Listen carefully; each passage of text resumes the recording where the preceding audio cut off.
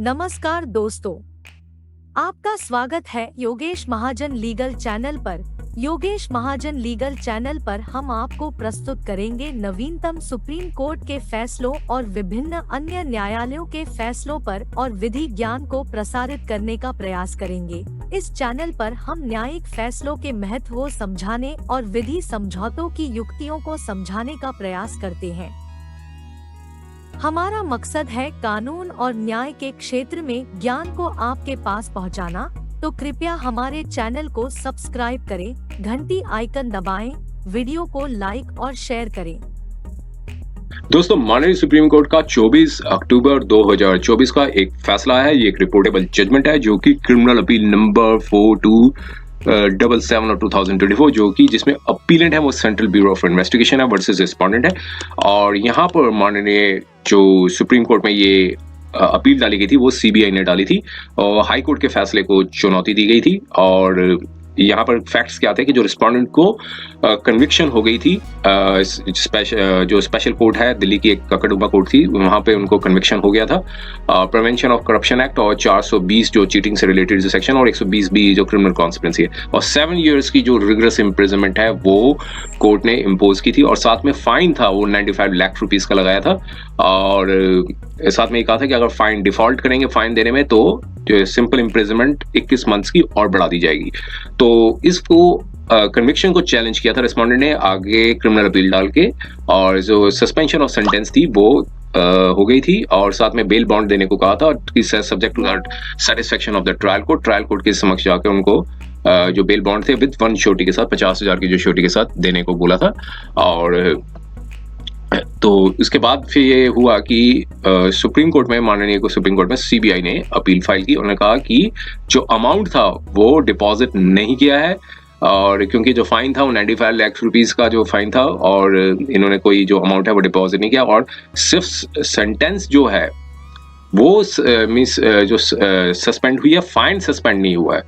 तो कोर्ट ने notice issue किया था सबमिशंस को रिकॉर्ड करने के बाद, जो एडिशनल सॉलिसिटर जनरल है उनकी जो सबमिशंस को रिकॉर्ड करने के बाद नोटिस इशू हुआ था। फिर बाद में कोर्ट ने एक कंडीशन इम्पोज की थी कि कोर्ट ने जो काउंसिल अपेयर हुए थे रिस्पोंडेंट के, उन्होंने कहा था कि वो 15 लाख रुपया वो डिपॉजिट करने के तैयार हैं। वो 15 लाख रुपए उन्होंने डिपॉजिट किए थे। और लेकिन बाद में जब माननीय सुप्रीम कोर्ट ने जब फैसला सुनाया तो कहा कि जो हाई कोर्ट को पूरी नॉलेज थी, मीन्स उनकी नॉलेज में था कि जो एम्बेजलमेंट ऑफ फंड्स हुए हैं, जो फाइन जो है 95 लाख रुपीस का लगाया गया है, और इसलिए उन्होंने फिर आगे इंटरफेयर नहीं किया और हाई कोर्ट के ऑर्डर पे। और लेकिन कुछ सर्टेन डायरेक्शंस थे वो पास किए। इस जजमेंट में हम जो बीएनएसएस के जो सेक्शंस हैं उसको देखेंगे, और 389 सीआरपीसी का जो सेक्शन है कॉरस्पॉन्डिंग विद बीएनएसएस के साथ हाई कोर्ट में माननीय सुप्रीम कोर्ट ने इसमें एनालाइज किया। तो आइए हम इसके कंटेंट्स को देखते हैं क्या कहा था इसमें।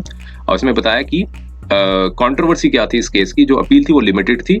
अक्यूज्ड जो हैं, जो रिस्पोंडेंट नंबर 2 है वो अक्यूज्ड नंबर 2 बनाया था, उनको सीबीआई पीसी एक्ट के अंदर ककड़ुबा कोर्ट में और 120 बी और 420 419 के अंदर इंडियन पिनल कोड में उनको जो 7 years की रिगरस इम्प्रिजनमेंट हो गई थी और फाइन के साथ। और साथ कहा था कि वो फाइन है 95 लाख रुपीस का फाइन भी देना होगा। अगर फाइन नहीं देते हैं, रकम नहीं चुकाते हैं फाइन की, तो सिंपल इम्प्रिजनमेंट 21 मंथ्स की बढ़ाई थी। और यहाँ पर रिस्पोंडेंट ने अपील फाइल की थी कन्विक्शन मीन्स अगेंस्ट में, और दिल्ली हाई कोर्ट में गए थे। अपील एडमिट हो गई थी और ये 29 सितंबर 2016 का ऑर्डर आया था, इम्पिंज्ड ऑर्डर, और जिसमें सेंटेंस थी वो सस्पेंड कर दी थी दिल्ली हाई कोर्ट ने, और कहा कि पर्सनल बेल बॉन्ड है वो 50,000 का विद 1 श्योरिटी के साथ देंगे। कंडीशनल एक और इम्पोज कर दी थी कि रिस्पोंडेंट जो है वो कंट्री को छोड़कर नहीं जा सकते बिना ट्रायल कोर्ट से परमिशन लिए। और अब 10 मार्च 2018 को जब कोर्ट ने यहाँ पर नोटिस इशू किया था और एडिशनल सॉलिसिटर जनरल हैं वो अपेयर हुए थे पटिशनर सीबीआई की साइड से, और कहा कि रिस्पोंडेंट ने अमाउंट है वो डिपॉजिट नहीं किया, इसलिए उन्होंने नोटिस इशू किया।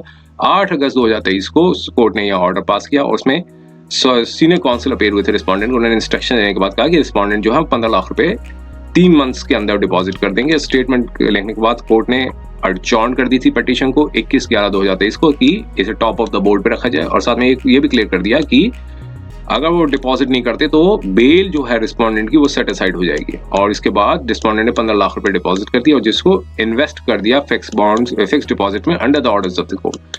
सबमिशंस लिए एडिशनल सॉलिसिटर जनरल ने पॉइंट किया कि रिस्पोंडेंट और को एक्यूज जो है स्पेशल कोर्ट में उन्होंने के ऊपर मुकदमा चला था और एम्बेजलमेंट ऑफ 46 लाख रुपीस का हुआ था, और कहा था कि जो सस्पेंड हुआ था, जो इम्पीच्ड ऑर्डर को जो चैलेंज किया उसमें सस्पेंशन जो थी वो 7 इयर्स की जो सजा थी, जो सब्सटेंशिएटिव सेंटेंस थी वो सस्पेंड हुई थी। और रिस्पॉन्डेंट ने सिर्फ 15 लाख रुपए दिए हैं, जबकि टोटल फाइन था 95 लाख का। और कहा कि डायरेक्शन ये मांगी कि फाइन जो है वो सस्पेंड नहीं हुआ था। ये कहा था कि जो डायरेक्शन इशू हुई थी कि फाइन की वो सस्पेंड नहीं हुई थी। इम्पीच्ड ऑर्डर में ये कहीं लिखा कि फाइन सस्पेंड हो गया है और इसलिए रिस्पॉन्डेंट को कस्टडी में ले लिया जाएगा अगर जो डिफॉल्ट करेंगे पेमेंट ऑफ द फाइन, तो मीन्स अगर फाइन नहीं देंगे तो उसे कस्टडी में ले जाएगा। और एएसजी ने एक Satyendra Kumar Mehra versus state of Jharkhand की जजमेंट थी और इस पे पॉइंट आउट किया और इंटरप्रिटेशन थी 357 सीआरपीसी की और पैरा 36 थी डिसीजन के ऊपर रिलाई किया और कहा कि जो पावर है जो 389 सीआरपीसी के साथ विद और विदाउट कंडीशन है। और इम्पीच्ड ऑर्डर में कहीं रिकॉर्ड नहीं किया कि फाइन जो था वो सस्पेंड हो गया है, मींस हाई कोर्ट के ऑर्डर में कहीं नहीं लिखा कि फाइन जो सस्पेंड हो गया है। और कहा कि जो इम्पीच्ड ऑर्डर जो है वो रिस्पोंडेंट को हेल्प नहीं कर सकता कि वो इन्फोर्समेंट ऑफ सेंटेंस, अगर वो फाइन डिफॉल्ट करते हैं तो उनको सेंटेंस होनी है, ऐसे में कहीं उनको बच नहीं सकते, मींस ऐसे उन्होंने सबमिशंस दी। और यहाँ पर कहा कि हाई कोर्ट को जो है अनकंडीशनल स्टे नहीं देना चाहिए था, कि उनको डायरेक्शन दी थी 95 लाख रुपए देने को, तो उसको स्टे नहीं देना चाहिए था। और कहा कि इम्पीच्ड ऑर्डर जो पास नहीं हुआ, रिस्पोंडेंट ने सिर्फ 8 महीने इनकार्सिनेशन काटा है, मींस 7 साल में से सिर्फ 8 महीने का इनकार्सिनेशन काटा है। और सीनियर काउंसिल अपेयर हुए तो उन्होंने कहा था कि एंटायर सेंटेंस थी जो फाइन थी वो सस्पेंड कर दिया था इम्पीच्ड ऑर्डर में। और यहाँ बताया कि सेंटेंस और डिफॉल्ट ऑफ फाइन था वो लिमिटेड पीरियड के सेंटेंस के था और कन्विक्शन में जो अपील जो अगेंस्ट कन्विक्शन है वो फ्यूचर में अभी तक सुनने की संभावना नहीं है, क्योंकि इसलिए हाई कोर्ट ने जो सेंटेंसेस को राइटली सस्पेंड कर दिया था, मींस एकदम ठीक से सस्पेंड किया है। अब सबमिशंस के बाद कोर्ट ने 389 का जो प्रोविजन था उसमें बताया कि क्या कहता है 389 में जो प्रोविजन है वो ये कहता है कि कोई भी अगर अपील पेंडिंग होगी, अपीलेट कोर्ट जो वो अपील जो सस्पेंशन के अगेंस्ट मींस जो अपील पेंडिंग होगी तो वो अगर वो कन्फाइंड में है तो उनको बेल में छोड़ दिया जाएगा और अदरवाइज जो सेंटेंस है वो सस्पेंड कर दी जाएगी जब तक पेंडिंग अपील है। और अपीलेट कोर्ट जो है वो बेल पे छोड़ देंगे, अगर कोई कन्विक्टेड पर्सन उनको बेल पे भी छोड़ सकते हैं। और जो कि कन्विक्टेड हुए हैं, अगर वो डेथ्स की अगर उनके कन्विक्टेड हुए हैं जो जिसमें डेथ की इम्प्रिजनमेंट है या फिर लाइफ इम्प्रिजनमेंट है या फिर 10 साल तक की इम्प्रिजनमेंट है, तो अपॉर्चुनिटी देनी पड़ेगी पब्लिक प्रोसिक्यूटर को कि शो कॉज देंगे कि क्यों उनको यहाँ छोड़ा जाए रिलीज के लिए। और साथ में कहा कि इसमें पब्लिक प्रोसिक्यूटर एप्लीकेशन भी फाइल कर सकते हैं कैंसिलेशन ऑफ द बेल। तो ये 389 का जो प्रोविजन था उसके ऊपर डिस्कस किया। अब यहाँ पर कहा 389 का जो प्रोविजन है वो सेक्शन 430 BNSS जो कि नया एक्ट आया सीआरपीसी के बजाय, भारतीय नागरिक सुरक्षा संहिता 2023 का, तो ये जो सेक्शन है वो बिल्कुल वैसे ही है जो 389 कोड ऑफ क्रिमिनल प्रोसीजर का था। ये 430 का बिल्कुल सेम जो प्रोविजन है उसमें मेंशन किए हुए हैं। और कहा कि अपीलेट कोर्ट की पावर होती है कि वो सेंटेंस को एग्जीक्यूट होने के लिए सस्पेंड कर सकते हैं और जिसमें ऑर्डर के अगेंस्ट में अपील डाली होती है। अगर कन्फाइंड में है मींस जेल में है तो पावर जो अपीलेट कोर्ट की होती है कि वो बेल पे छोड़ सकते हैं। और 389 की जो प्रोविजन था 389 का, उसमें अपॉर्चुनिटी दी गई है पब्लिक प्रोसिक्यूटर को, वो राइटिंग में पूछा जाएगा उनसे कि क्यों ना बेल पे छोड़ दिया जाए अगर वो उनको सजा डेथ की हुई है या फिर लाइफ इम्प्रिजनमेंट या फिर 10 सजा 3 साल तक मतलब 10 साल तक की है। और सेक्शन 64 जो है वो बताता है सेंटेंस फॉर दी। अच्छा, अब यहाँ पर जो 389 के बाद जो है वो बताया गया कि 5 तरह के सेंटेंसेस हैं, पनिशमेंट्स हैं जो इंडियन पीनल कोड में बताई हुई हैं, जो कि chapter 50 section 53 chapter 3 of IPC. अब जो चैप्टर आईपीसी बदल गया है उससे बीएनएस बन गया है, लेकिन सेक्शन 53 जो है वो बिल्कुल वैसे ही है जो सेक्शन 4 और 6 का जो आधे जो प्रोविजन है उसमें देखेंगे हम कौन से केस के अंदर आता है। चैप्टर 53 कहता है पनिशमेंट 5 प्रकार की है। एक तो डेथ की इम्प्रिजनमेंट होती है, एक लाइफ इम्प्रिजनमेंट होती है मींस उम्र कैद की सजा जिसे लाइफ इम्प्रिजनमेंट कहते हैं, एक पहले मौत की सजा उम्र कैद की सजा या फिर और इम्प्रिजनमेंट। ये फोर्थ जो बताया गया इम्प्रिजनमेंट 2 तरह की होती है, एक कड़ी सजा जिसे रिग्रेस इम्प्रिजनमेंट कहते हैं, एक सिंपल इम्प्रिजनमेंट, और एक होता है फॉरफीचर ऑफ प्रॉपर्टी, और एक लास्ट है वो फाइन। सिक्सथली जो लिखा है वो फाइन। तो ये 5 प्रकार की सजाएं बताई गई हैं। और sentence for imprisonment for non payment of fine, यहाँ पे ये बताया कि अगर कोई फाइन नहीं देता है तो उसका जो प्रोविजन है वो 64 के अंदर बता रखा है इंडियन पिनल कोड में कि अगर वो सजा में अगर फाइन नहीं देते तो कोर्ट जो है वो अपने डिस्क्रिप्शन में जो सजा है वो बढ़ा सकती है, जो इम्प्रिजनमेंट है। और सेक्शन 4 और 8(2) जो है वो BNS का बिल्कुल वही है जो इंडियन पिनल कोड का है। सेक्शन 64 जो इंडियन पिनल कोड का है वो बताता है offender is sentence to a fine, और साथ में कहा कि 5 प्रकार की पनिशमेंट्स होती हैं जो बताई थी सेक्शन 53 के अंदर। अब यहाँ पे कोर्ट ने कहा कि एविडेंट है कि डायरेक्शन टू पे द फाइन जो इशू की गई है वो भी एक प्रकार की सेंटेंस ही होती है। अगर कहा कि आप अमाउंट नहीं अगर नहीं देते हैं, डिपॉजिट नहीं करेंगे तो उसको सजा दी जाएगी, कहा ये भी एक प्रकार की सेंटेंस ही होती है। और सेक्शन 64 जो है वो कोर्ट के पास पावर है कि वो अगर वो डिफॉल्ट करते हैं पेमेंट ऑफ फाइन तो ऑफेंडर को इम्प्रिजनमेंट हो सकती है स्पेसिफिक टर्म जो जितनी उनको डायरेक्शन में दिया जाता है। और सेक्शन पैराग्राफ नंबर 36 बताया सत्येंद्र कुमार मिश्रा की जो जजमेंट थी, सत्येंद्र कुमार मेहरा की जो जजमेंट थी, उसमें ये जो कंटेंट्स थे यहाँ पर रिप्रोड्यूस किया। अब कहा कि इम्पीच्ड ऑर्डर पे आते हैं। यहाँ पर क्लियरली मेंशन किया है कि जो रिस्पोंडेंट की सेंटेंस थी और उसमें बताया था कि सेंटेंस थी वो सस्पेंड कर दी गई थी और अपील थी subject to the compliance of the personal bail bond, 50,000 के बॉन्ड के साथ उनको सेंटेंस थी। और यहाँ पर बताया है फिर कि अक्यूज्ड पर्सन को फाइन जो एम्बेजलमेंट के जो फंड्स किए थे उन्होंने अक्यूज्ड पर्सन ने वो 40 लाख के थे और स्पेशल कोर्ट ने सेंटेंस थी रिस्पोंडेंट को वो 95 लाख रुपए का फाइन देने को कहा था। ऑर्डर नोट्स ये बताते हैं कि रिस्पोंडेंट को इम्प्रिजनमेंट और पेमेंट ऑफ फाइन दोनों के लिए सजा हुई थी। प्लेन रीडिंग ऑफ इम्पिंज्ड ऑर्डर पे अब जो आर्गुमेंट था लर्नड ASG का वो ये कहते थे कि जो फाइन है वो सस्पेंड नहीं हुआ। अब यहाँ पे कोर्ट ने कहा इसे एक्सेप्ट हम नहीं कर सकते कि फाइन आपका सस्पेंड नहीं, क्योंकि सेंटेंस अगर सजा हो सस्पेंड हो गया तो उसमें कहा कि ये इंक्लूड होता है फाइन भी सस्पेंड हो जाएगा। और सस्पेंशन करते समय सेंटेंस को सस्पेंड करते समय अपीलेट कोर्ट जो है इम्पोज कंडीशन इम्पोज कर सकती है। और ऑर्डर ऑफ सेंटेंस जो है ऑर्डर सस्पेंशन ऑफ सेंटेंस जो है वो कंडीशनल भी हो सकता है, अनकंडीशनल भी हो सकता है और हर केस के अलग अलग फैक्ट्स होते हैं, सर्कमस्टेंस नेचर ऑफ ऑफेंस अलग होता है।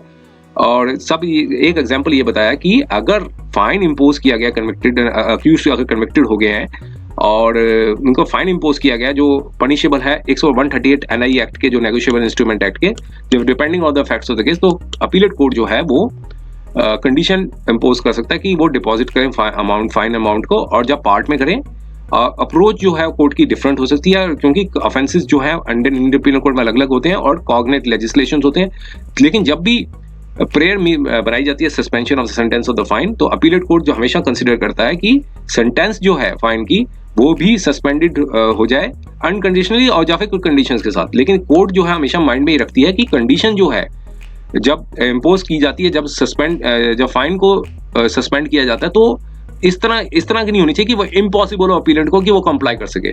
तो अगर कहा कि अगर इस तरह के इम्पॉसिबल हो जाएगा कि मान लो इतना अमाउंट हाइक लगा दे तो कहा है कि इसमें वायलेट होते हैं rights under article 21 of the constitution. Article 21 of constitution कहता है राइट टू लिबर्टी। तो कहा कि इसमें मान लो कोई भी कोर्ट अगर इतना फाइन लगा देती कि आप इतना फाइन दो, कहता है वो इम्पॉसिबल है उसको कंप्लाई करना, तो कहा आर्टिकल 21 का उल्लंघन होगा। तो इन फैक्ट्स और सर्कमस्टांसेस को देखते हुए कोर्ट ने कहा कि जो इम्प्रिजनमेंट थी वो 8 साल 9 मंथ्स की थी। अगर हम वो फाइन नहीं देते हैं तो 8 साल 9 मंथ्स तक की इम्प्रिजनमेंट है। तो कहा कि ह्यूज पेंडेंसी है क्रिमिनल अपील्स की जो कि ट्रायबल है बाय सिंगल जज। तो लिमिटेड पीरियड ऑफ सेंटेंस तो ये पॉसिबल नहीं है कि वो फॉल्ट है इम्पिंज्ड ऑर्डर जो दिया गया है हाईकोर्ट का, वो उसमें कई प्रकार की त्रुटि है या कमी है, इसलिए हमने कहा कोई रीजन नहीं बनता हम इसमें इंटरफेयर करें। और कहा कि रिस्पोंडेंट ने 15 लाख रुपए डिपॉजिट कर दिए हैं तो जो 15 लाख रुपए हैं उसे कंडीशन माना जाएगा suspending the sentence of the fine. लेकिन जो अपील जो है वो डिस्पोज कर दी इस मॉडिफिकेशन के साथ, और अमाउंट था 15 लाख का जो डिपॉजिट किया रिस्पोंडेंट ने। उसने कहा कि वो रजिस्ट्री इन्वेस्ट करेगी फिक्स डिपॉजिट में। जब मैच्योरिटी हो जाती है एग्जिस्टिंग फिक्स डिपॉजिट को, रजिस्ट्री जो है वो ट्रांसफर कर देगी 15 लाख रुपए इंटरेस्ट के साथ दिल्ली हाई कोर्ट में, और तब जो हाई कोर्ट जो है वो इन्वेस्ट करेगी अमाउंट को एप्रोप्रिएट फिक्स डिपॉजिट में जो किसी नेशनलाइज्ड बैंक में, जब तक क्रिमिनल अपील डिस्पोज नहीं हो जाती। और इसलिए ऑर्डर रिगार्डिंग डिसबर्सल और विड्रॉल ऑफ द अमाउंट जो इंटरेस्ट एक्रूड होगा वो पास हो जाएगा टाइम के साथ। फाइनल डिस्पोज तब तक कोई फाइनल अपील डिस्पोज नहीं हो जाती है। तो ये ऑर्डर जजमेंट आई थी 24 अक्टूबर 2024 की। उम्मीद है कि यह वीडियो आपको पसंद आया होगा। अगर आपने अभी तक हमारे चैनल को सब्सक्राइब नहीं किया है तो कृपया इसे सब्सक्राइब कर ले और बेल आइकन दबाकर नोटिफिकेशन प्राप्त करें ताकि आप हमारे नए वीडियो से अपडेट रह सकें।